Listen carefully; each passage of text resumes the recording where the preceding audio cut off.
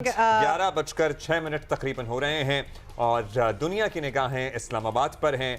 हम अच्छा। पर उम्मीद है और हमें होना भी चाहिए और दुनिया को भी एक्चुअली दुआ गो होना चाहिए। अभी हम एक्चुअली दुनिया दुआ गो है बिकॉज हम जो हम ऑब्वियसली अपने कॉरेस्पॉन्डेंट से बात कर रहे हैं, अक्रॉस द वर्ल्ड भी लोगों से बात कर रहे हैं। We have a lot of guest from everywhere also on our show. हर कोई पुर उम्मीद है, बड़े होपफुल हैं that things are going in the right direction. Challenges इसलिए हैं क्योंकि ये एक नाजुक सीज फायर है, जहां सीज फायर के खिलाफ वर्जी की भी इत्तलात आती हैं। वहीं लेबनान का इशू है, फिर स्ट्रेट ऑफ हॉर्मुज़ पे सदर ट्रंप के बयानात आ जाते हैं। लेकिन एक पता है आपको, एक बहुत ही डिग्निफाइड पहुंच चुका है वफ्द ईरान का और उसमें बहुत से लोग शामिल हैं। And this also shows the seriousness of both parties. जब अमरीकी वाइस प्रेसिडेंट भी आते हैं, इससे पहले जो लोग आ रहे थे, ज़ाहिर है आपको पता है जैरेड कुशनर हैं, स्टीव विटकॉफ हैं, उनसे पहले भी एतबार हो चुके हैं ईरानी अथॉरिटीज़ के। लेकिन इस दफ़ा जेडी वैंस का खुद आना और इन मुज़ाकरात को लीड करना tells a lot about the seriousness of the situation and how both the parties are very serious about resolving it as well, at least coming to some sort of an understanding कि ये जो बात है, ये जो जंग है, ये ज़्यादा एस्केलेट मज़ीद ना हो। ऑलरेडी बहुत कुछ हो चुका है पिछले 6 हफ्तों में। हामिद मीर साहब ने हमें ज्वाइन किया है, सीनियर सहाफ़ी हैं, इस्लामाबाद से हमें ज्वाइन कर रहे हैं। मीर साहब, हम आपको वेलकम भी कर रहे हैं और ऑब्वियसली आप जो इस्लामाबाद की खबरें हैं, we are hoping that you will be able to share some of it whatever you can, because एक तो ईरानी वफ्द आ चुका है, इंतज़ार है अमेरिकन वफ्द का कि वो उनकी डेलीगेशन जो है वो पहुंच जाए।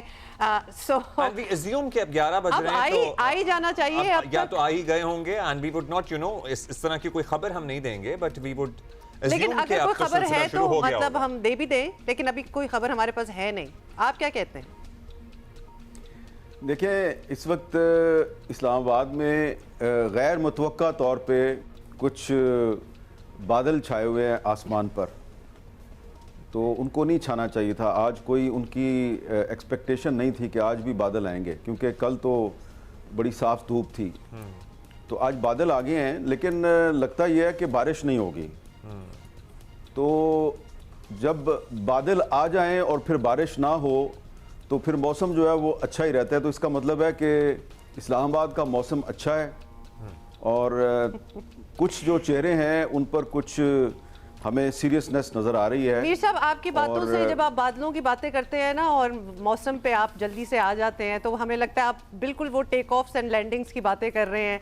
तो क्या शायर इस शेर में क्या कह रहा है कि लैंडिंग्स हो सकती हैं, मौसम इतना है कि बारिश नहीं हो रही? नहीं, शायर आपको ये बताने की कोशिश कर रहा है कि लैंडिंग हो चुकी है बादलों के बावजूद। जबरदस्त। मौसम अबर आलूद था, लेकिन इसके बावजूद लैंडिंग हो चुकी है। एक लैंडिंग तो रात को होगी ना, यानी कि आज अर्ली मॉर्निंग आपको पता चल गया होगा 3:30-4 बजे। जी, तो वो हो गई। तो उसके बाद फिर बादल आए। और ये मैं बादलों का जिक्र इसलिए कर रहा हूं कि अगर आप इंडियन टीवी चैनल्स को देखें या ना तो देखें, मैं बदकिस्मती से कल रात को ऐसे ही इधर से उधर जा रहा था, तो अचानक एक इंडियन टीवी चैनल आ गया। तो वो कह रहा था, एंकर जो था, कि JD Vance should not reach to Islamabad at any cost. तो मैंने कहा ये पागल हो गया, इसको क्या हो गया? Eight any cost. तो एट एनी कॉस्ट कुछ करो। तो उन्होंने तो पूरी कोशिश की। और जो इंडिया का जो सबसे बड़ा पार्टनर है इस वक्त इंटरनेशनल लेवल पर, वो है इजराइल। उसने भी बड़ी कोशिश की। उन्होंने लेबनान में जो पिछले 3-4 दिन में जो जेनोसाइड शुरू किया है, तो उसके बाद तो जो ईरानियन डेलीगेशन था वो उसके लिए बड़ा मुश्किल हो गया था पाकिस्तान आना। और मेरी कल दिन के वक्त 2-3 ईरानियन डिप्लोमेट्स के साथ, ऑफिशियल्स के साथ तेहरान में बात हो रही थी। कुछ वहाँ पे हमारे जो जर्नलिस्ट दोस्त हैं उनसे भी बात हो रही थी। वो कह रहे थे जी बड़ा प्रेशर है हम पे, क्योंकि ये जो लेबनान में जेनोसाइड शुरू हो गया है, इस सूरत हाल में अगर हम अपना डेलीगेशन पाकिस्तान भेजते हैं और वो आता है और वो बैठता है इस्लामाबाद में, अमेरिकन के साथ बैठ जाता है, फिर उसकी आप तस्वीरें चलाएँगे, फिर उस पर तबसरे शुरू हो जाएंगे। तो ईरानी कौम जो है वो ज़हनी तौर पे तैयार नहीं है कि उनका जो फॉरेन मिनिस्टर है और स्पीकर है वो जेडी वैंस के सामने बैठा हुआ हो और उधर लेबनान में कत्लेआम हो रहा हो। तो बड़ा मुश्किल था, कल का दिन बहुत मुश्किल था, इतना मुश्किल था कि आप सोच नहीं सकते। लेकिन फिर इसमें बहुत से पाकिस्तान के अलावा पाकिस्तान के और ईरान के वेलविशर्स आए, इंटरनेशनल पीस जो है इस वक्त सबकी रिक्वायरमेंट है, सबकी ज़रूरत है, तो फिर बहुत से लोग इसमें आए, फिर उसकी वजह से ईरानी डेलीगेशन आ गया और जिनके साथ मुज़ाकरात होने हैं वो भी लगता ये है कि पहुंच चुके हैं। तो इसलिए अब हम ये तवक्को कर सकते हैं कि ये जो बादल छाए हुए हैं ये कुछ देर में ये बादल जो हैं ये वापस चले जाएंगे और इस्लामाबाद में जो है वो एक दफ़ा फिर धूप जो है वो चमकनी शुरू हो जाएगी और उसके बाद शाम तक हो सकता है कि आपको और हमें अच्छी खबरें मिलनी शुरू हो जाएं। लेकिन मैं एक दफ़ा फिर आप सबको खबरदार करता हूं कि अभी तक एक बहुत बड़ा ब्रेक थ्रू हो चुका है। एक इम्पॉसिबल को पाकिस्तान ने पॉसिबल कर दिखाया है और अमेरिका और ईरान जो हैं वो इस्लामाबाद में मुज़ाकरात के लिए मुकम्मल तैयार हैं। बहुत सी चीज़ें ऐसी हैं जिनकी बारीकियों में मैं नहीं जाना चाहता। एक तरह से मुज़ाकरात जो हैं वो तो देखें ना, जो एडवांस पार्टियां होती हैं वो तो पहले पहुंच जाती हैं और उनके दरमियान बातचीत शुरू हो जाती है और हो सकता है कि आप समझ गए हों, तो वो जो एडवांस पार्टीज़ थी उनकी आपस की बातचीत जो है वो हो चुकी है। अब तो मेन प्लेयर्स ने बैठना है। जब मेन प्लेयर्स बैठेंगे तो फौरी तौर पे आप किसी एग्रीमेंट की तवक्को ना करें, क्योंकि जो इस किस्म के जो मुज़ाकरात होते हैं उनमें टाइम काफ़ी रिक्वायर्ड होता है। दोनों अतराफ़ जो हैं वो अपने अपने एजेंडे के साथ आती हैं, फिर एक दूसरे के सामने अपना अपना पॉइंट रखती हैं, फिर कोई मिडल वे निकाली जाती है, फिर कुछ टाइम लगता है। तो इसमें आप ये समझें कि ये इतना बहुत बड़ा ब्रेक थ्रू है पाकिस्तान का कि ईरान और पाकिस्तान के मुज़ाकरात शुरू हो रहे हैं। इन मुज़ाकरात के नतीजे में एक मिडल वे तलाश की जाएगी और अल्लाह करे कि जिस तरह माजी में बहुत बड़े बड़े इंटरनेशनल पीस ट्रीटीज़ हो गए हैं, तो इन इस्लामाबाद मुज़ाकरात के नतीजे में एक बहुत बड़ा interesting that you mention international peace treaties जो माजी में हो चुके हैं, उसके हवाले से आपसे सवाल करना था। एक तो आपने वो जो इंडियन मीडिया की बात की है, it's nothing more than comic relief, अगर किसी को वो कॉमेडी भी लगती है, अदरवाइज उसकी हमें बात करने की कोई ख़ास ज़रूरत नहीं है। Talking of other peace negotiations, कुछ सोशल मीडिया कॉमेंटेटर्स जो होते हैं उनसे ये भी बात निकल रही है कि दुनिया में ऐसी चीज़ें पहले भी होती रही हैं, why is it becoming such a big deal कि जी Pakistan is at the helm of these things और पाकिस्तान जो है वो मीडिएशन करा रहा है, पाकिस्तान जो है वो फैसिलिटेट करा रहा है, मतलब इट्स जस्ट अ वेन्यू। तो लोगों का इसको ट्रिवियलाइज करके कहना कि इट्स जस्ट अ वेन्यू, इस पे जरा रोशनी डालें, इस पे जरा योर कमेंट्स मीर साहब। देखें, मैं ज़्यादा लंबी बात नहीं करना चाह रहा, हिस्ट्री में नहीं जाना चाहता, लेकिन ये पहली दफ़ा नहीं है कि पाकिस्तान ने किसी इंटरनेशनल पीस ट्रीटी में कोई मरकज़ी किरदार अदा किया है। ये पहली दफ़ा नहीं है। मैं माजी करीब में जब मैंने जर्नलिज्म शुरू किया था तो 1988 में एक जेनेवा एकॉर्ड हुआ था, जेनेवा में एकॉर्ड हुआ था, लेकिन उसमें गारंटर थे Pakistan, Afghanistan, United states of America और फॉर्मर सोवियत यूनियन। और उसका मकसद ये था कि अफ़गानिस्तान से सोवियत ट्रूप्स को विड्रॉ करवाया जाए। तो ये अप्रैल 1988 में जनेवा में ये एकॉर्ड साइन हुआ था और उसके बाद कुछ ऐसे इवेंट्स हुए कि उसमें उनको सामने अगर रखें तो आज जो इस्लामाबाद में मुज़ाकरात हो रहे हैं तो उसमें हमें थोड़ा ख़बरदार और होशियार रहना चाहिए, क्योंकि जो जनेवा एकॉर्ड था उसके मुताबिक सोवियत ट्रूप्स का अफ़गानिस्तान से विड्रॉल तो शुरू हो गया, लेकिन पाकिस्तान में कुछ ऐसे वाक़यात हुए कि अप्रैल 1988 में जनेवा एकॉर्ड साइन होता है और अगस्त 1988 में पाकिस्तान के जो प्रेसिडेंट थे जनरल ज़ियाउल हक, वो एक प्लेन क्रैश में उनकी जान चली जाती है। उसके बाद 1989 में अफ़गानिस्तान से सोवियत ट्रूप्स चले गए, वहाँ पे सिविल वॉर शुरू हो गई। उस सिविल वॉर को ख़त्म करवाने के लिए अगेन 1992 में एक पेशावर एकॉर्ड हुआ।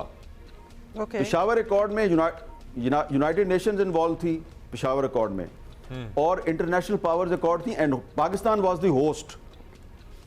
लेकिन उसमें फिर यहाँ से इंडिया का रोल शुरू हो जाता है। इंडिया ने कुछ जो अफगान फैक्शंस थे जो पेशावर एकॉर्ड का हिस्सा थे उनको मिसगाइड किया, उनको इस्तेमाल किया और वो खाना जंगी जो है वो रुक नहीं सकी और वो पेशावर एकॉर्ड पर अमल दरामद नहीं हो सका। उसके बाद फिर एक और पाकिस्तान ने किरदार अदा किया 2020 में, जो दोहा अकॉर्ड था, वो तो आप सबको याद है कि दोहा में पाकिस्तान ने अमेरिका और अफगान तालिबान के दरमियान जो है मामला ठीक करवाए, और उसके तहत फिर अमेरिकन ट्रूप्स जो हैं वो अफगानिस्तान से निकल गए। तो 88 में जिनेवा अकॉर्ड के जरिए पाकिस्तान ने रशियन ट्रूप्स को निकाला अफगानिस्तान से। 2020 में पाकिस्तान ने दोहा अकॉर्ड के जरिए अमेरिकन ट्रूप्स को अफगानिस्तान से निकाला। अगेन इंडियंस जंप्ड इन और उन्होंने अफगान तालिबान के साथ कुछ राब्ते किए, उनको मिसगाइड किया, और बजाय कि वो अफगानिस्तान में अमन कायम करते, उन्होंने पाकिस्तान में मुदाखलत शुरू कर दी। तो पाकिस्तान ने ये पहली दफ़ा नहीं किया, पाकिस्तान पहले भी ये काम कर चुका है, लेकिन एक्सपीरियंस हमारा ये है कि जब भी पाकिस्तान इस तरह के किसी इंटरनेशनल पीस ट्रीटी में कोई रोल प्ले करता है, तो जो हमारा नेबरिंग कंट्री है इंडिया, उसको ये चीज़ हजम नहीं होती। तो हम अभी तो उसको इग्नोर कर रहे हैं। इंडियन मीडिया जो भी कमेंट्री कर रहा है उसको हमें ज़्यादा तवज्जो देनी नहीं चाहिए, लेकिन उनसे होशियार रहना चाहिए। हाँ, क्योंकि मतलब साहब हमें सर्टनली होशियार रहना चाहिए। इन टॉकिंग अबाउट इंडिया, जाहिर है आपको पता है वो शरारत करना चाहते हैं, हालांकि उनको इतना मुआशी फायदा हुआ, उनका इकोनॉमिक गेन, उनका इकोनॉमिक बेनिफिट, उनकी मईशत का संभले रहना इसी में है कि ये अमन कायम हो। लेकिन वो पाकिस्तान की दुश्मनी में कुछ भी कर सकते हैं, करते हैं, एट एनी कॉस्ट भी करते हैं। अच्छा, अब इंडिया और इजराइल आपको पता है कितने क्लोज एलाइज हैं, और इजराइल की भी कोशिश है कि ये मुआहिदा ना हो या अमन ना हो। सो वहां चीजें कौन कंट्रोल करेगा, क्योंकि this is a fragile cease fire. और लेबनान वाला मामला अभी हम सब के सामने है। ईरानी वफ्द की पहली 2 शराइत में एक लेबनान वाला मामला शामिल है। सो इजराइल भी कोशिश करेगा और इंडिया तो उसकी बैकिंग पे मौजूद है ही। ये है असल बात।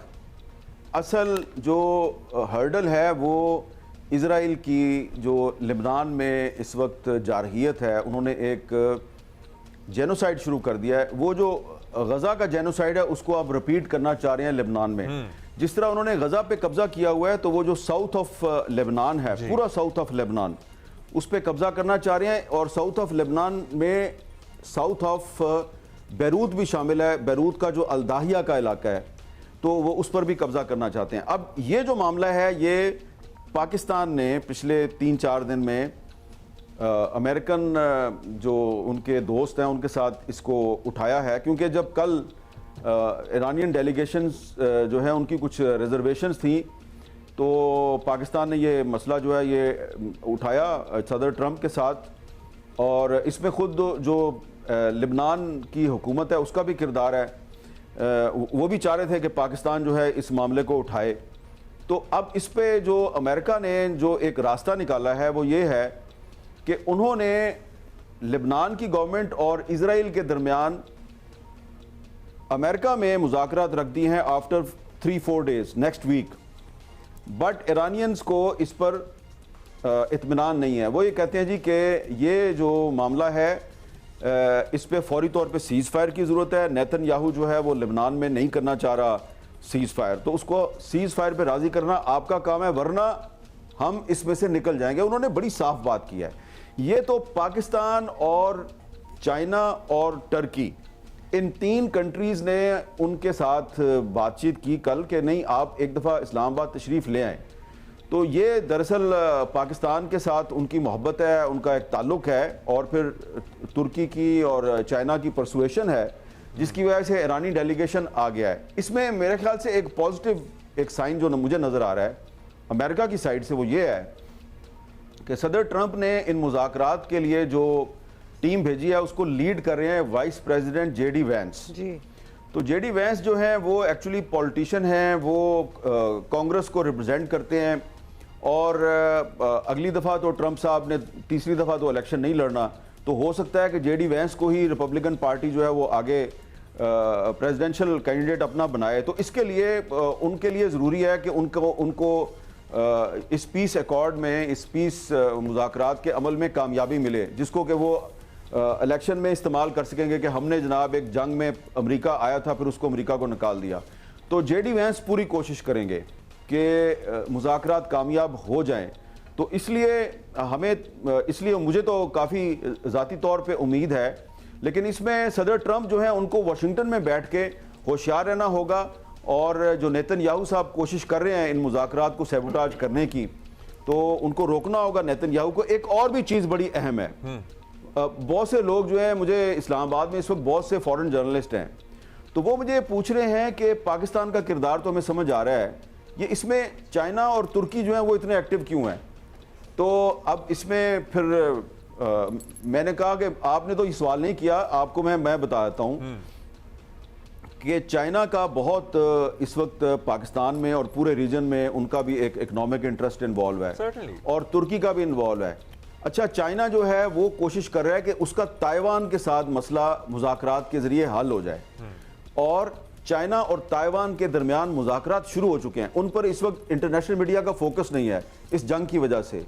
तो चाइना जो है वो चाहता है कि अगर ये मुज़ाकरात कामयाब हो जाते हैं तो इसका पॉजिटिव इम्पैक्ट ताइवान के साथ उसके मुज़ाकरात पे भी पड़ेगा। और तुर्की जो है वो इस वक्त रशिया और यूक्रेन के दरमियान मुज़ाकरात की कोशिश कर रहा है, बल्कि तुर्की में इनके जो डेलीगेशंस हैं उनकी एक मीटिंग हो चुकी है, आने वाले दिनों में एक और मीटिंग होगी। तो ये आप देखें कि इस वक्त एट अ टाइम 3 बड़े पीस इनिशिएटिव चल रहे हैं। ये इस्लामाबाद में भी एक पीस इनिशिएटिव चल रहा है, तुर्की जो है वो यूक्रेन और रशिया के दरमियान पीस इनिशिएटिव चला रहा है, और चाइना जो है वो ताइवान के साथ अपने मामला तय करने की कोशिश कर रहा है। तो अब इसमें इंटरेस्ट जो है वो चाइना का भी है, तुर्की का भी है, कि अगर वो चाहते हैं कि उनकी कोशिश कामयाब हो जाए, तो अगर इस्लामाबाद पीस इनिशिएटिव कामयाब होगा इसका पॉजिटिव इम्पैक्ट पड़ेगा, क्योंकि इन तीनों मामलात में अमेरिका जो है वो एक मेन प्लेयर है। अमेरिका यूक्रेन की वॉर में भी एक मेन प्लेयर है, और जो ताइवान का इशू है उसमें तो बहुत ही मेन प्लेयर है, क्योंकि ताइवान के पीछे भी अमेरिका खड़ा है। तो ये एक बहुत अच्छा इस वक्त दुनिया में माहौल बना हुआ है कि 3 बहुत बड़े जो डिस्प्यूट्स हैं उनको रिजॉल्व करने के लिए एक पीस इनिशिएटिव जो है वो at a time 3 piece initiative चल रहे हैं, और उन तीनों का आपस में बहुत गहरा ताल्लुक है। बिल्कुल ठीक है, और जाहिर है इकोनॉमिक इंटरेस्ट्स भी हैं, और इस खित्ते के तो बहुत ज़्यादा हैं, क्योंकि ये खित्ता स्ट्रेट ऑफ हॉर्मुज़ से जो एनर्जी आती है उस पर बहुत ज़्यादा डिपेंडेंट है। एब्सोल्युटली। अच्छा, अब मीर साहब, अब because all eyes are on Pakistan, और पाकिस्तान ने अपने आप को पोजीशन भी ऐसे किया है दैट वी आर, पोजीशन क्या किया है, we are a peace loving nation. बहुत सी मिसअंडरस्टैंडिंग्स या बहुत से स्लोगन्स, बहुत से लेबल्स पाकिस्तान को over the past couple of years दिए हैं, mostly coming from our neighbour, जो कि दुनिया ने भी उनको एक्सेप्ट ही कर लिया है कि as if that is how we are, that hopefully will change. इसमें एक लाइन ऐड करूंगा, अमेरिका ने भी हमें, आपको पता ही है, किसी से ढकी छुपी बात नहीं है, कि हमें हमेशा शक की निगाह से ही देखा है, और डू मोर का मुतालबा अमेरिका की तरफ से ही आता रहा है over the years. Now how do we manage expectations here? मतलब इतनी हाई स्टेक्स नेगोशिएशन चल रही है, होने वाली है रादर, जिसमें हम बड़े सरे फहरिस्त हैं, फोर फ्रंट पे हैं। We are not just a venue, we are the mediators, we are the facilitators, we made it happen.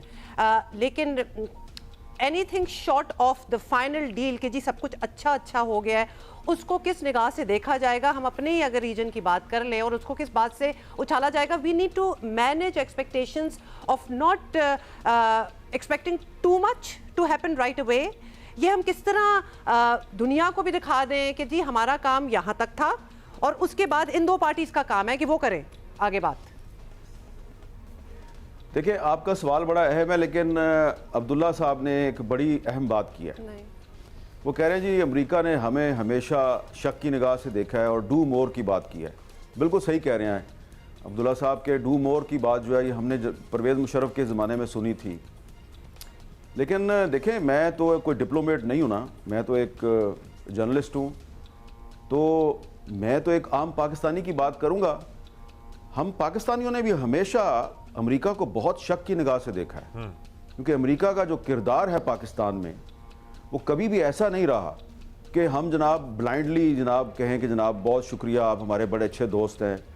मैंने जो अभी 1988 के जनेवा अकॉर्ड की बात की, तो देखें उसमें मेन प्लेयर कौन थे? जनरल ज़िया-उल हक थे। जनरल ज़िया-उल हक की जो सियासत में मुदाखलत है, उन्होंने जुल्फ़िकार अली भुट्टो को फांसी पे लगाया, सबको पता है, मैं उसका बहुत बड़ा क्रिटिक हूँ।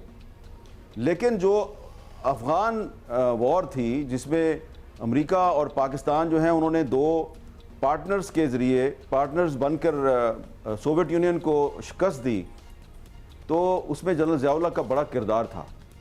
और उस जनरल ज़िया-उल हक को एक बहुत ही मिस्टीरियस प्लेन क्रैश में उनको कत्ल कर दिया गया और उसमें अमेरिकन एम्बेसडर थे आर्नल्ड रॉफेल, वो भी उस जहाज़ में थे।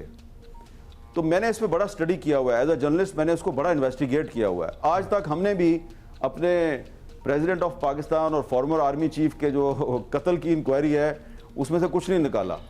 तो इसमें हमें शक है कि इसमें अमेरिका का भी किरदार था, उन्होंने अपने एम्बेसडर की कुर्बानी दी और जो मेन प्लेयर था इसमें उसको उन्होंने एलिमिनेट कर दिया।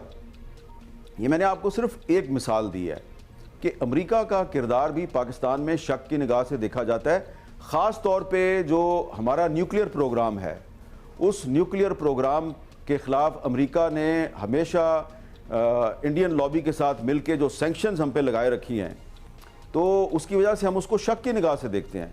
चीन के साथ जो हमारी दोस्ती है उस पर अमेरिका खुश नहीं है, ये जो सी पैक है इस पर अमेरिका खुश नहीं है। तो इस वक्त तो क्योंकि इंटरनेशनल हालात ऐसे हैं कि मोदी साहब के और ट्रंप साहब के आपस में ताल्लुकात ठीक नहीं है, तो हमारी उनके साथ आजकल एक अच्छा रिलेशनशिप चल रहा है। लेकिन अगर आप स्ट्रेटेजिक पॉइंट ऑफ व्यू से देखें तो पाकिस्तान की जो फॉरेन पॉलिसी है वो अमेरिका जो है वो उसको बड़ी शक की निगाह से देखता है और हम अमेरिका की फॉरेन पॉलिसी को बड़े शक की निगाह से देखते हैं। अब आ जाए जो हुमा साहबा ने सवाल किया है कि हमें कितनी तवक्कुआत वाबस्ता करनी चाहिए इस पीस अकॉर्ड से। देखें, ये जो अभी पीस अकॉर्ड हुआ तो नहीं है, लेकिन हम slowly and gradually we are moving towards a very big historical peace accord. हो सकता है कि ये इस्लामाबाद में पीस अकॉर्ड ना हो, लेकिन इसके बाद कहीं एक कोई और वेन्यू बन जाए, क्योंकि देखें बार बार अमेरिकन हाई ऑफिशल्स का इतना लंबा ट्रैवल करके 14-15 घंटे का पाकिस्तान आना काफ़ी मुश्किल है।